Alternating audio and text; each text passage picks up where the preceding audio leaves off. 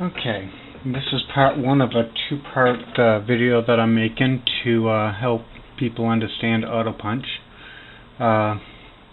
Basically what I did is I went and I found clip art,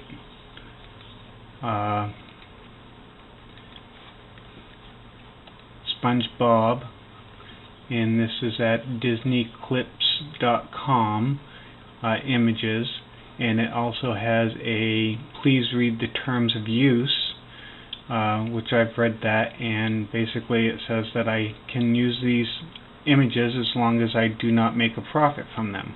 And they have all different kinds of images as far as SpongeBob and a lot of the Disney characters, just about every Disney character that you can think of.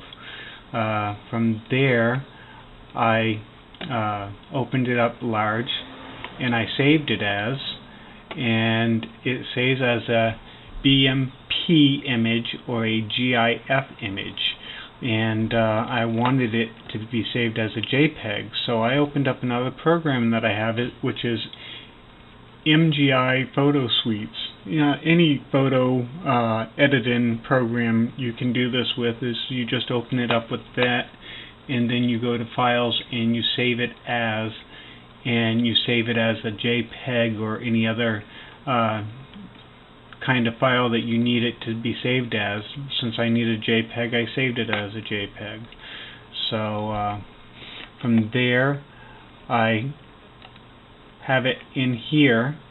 So now when I go to my Futura, I'll click on AutoPunch, and that will bring up AutoPunch Wizard.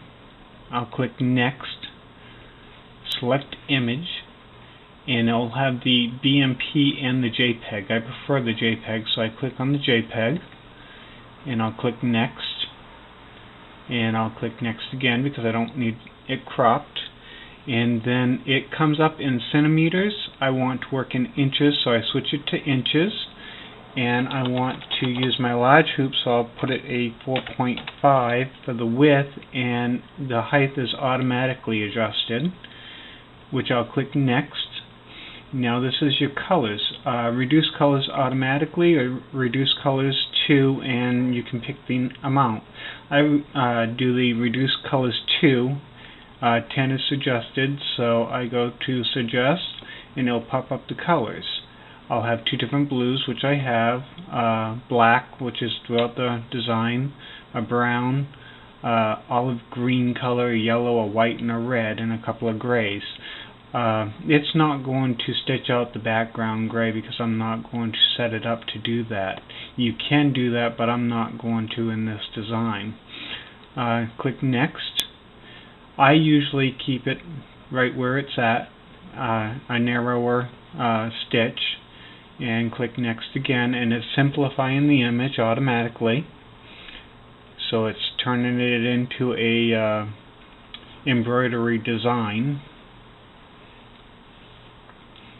that our sewing machine can handle.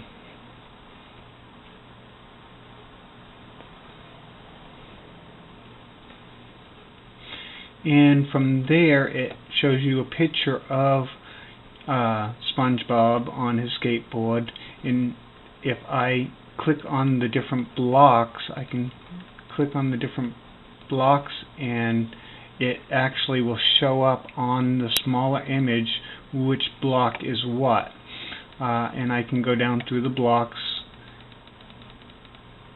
and see which is, that's that eye, and I can keep on going. We have the hand, that's the other hand or arm or leg or whatever it is, part of his pants, I believe. Sometimes it's hard to tell because they're so small. That's his tie.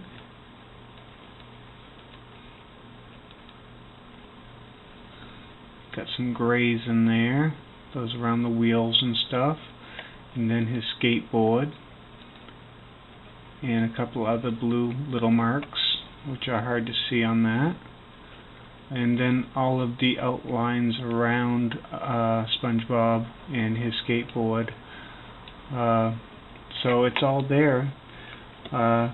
You can stitch background right here. It has a stitch background. Stitch blocks have the same color as the background. I'm all set with all of that, so I'm just going to go next. And if you click on the picture, it will tell you if it is a fill or a column stitch. If it's a fill stitch, it will do steps. If I do a column fill, it will do satin. We want to do fill stitch because it's a large area. And basically most of all of these, that's his white, which is a fill.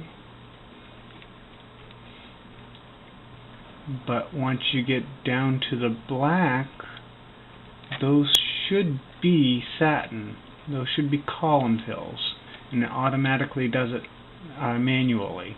So I'll click next. It all looks good, and use a jump stitch. If you use a run and stitch, that will stitch right across to the next color, and that will mess up your design. So make sure that you use a jump stitch, and you can snip them off as needed, and just click finish, and it automatically does it for you. I'm going to minimize that one down, and well, maybe I won't. And this one I already have all done. And if you look down at the bottom here, it tells you which blocks is which, and it'll do a square around him, showing which is what: the green, then the white, the blues, the yellows, his pants. Now this one here, I have a gray here, which is part of the background, which I don't want in that.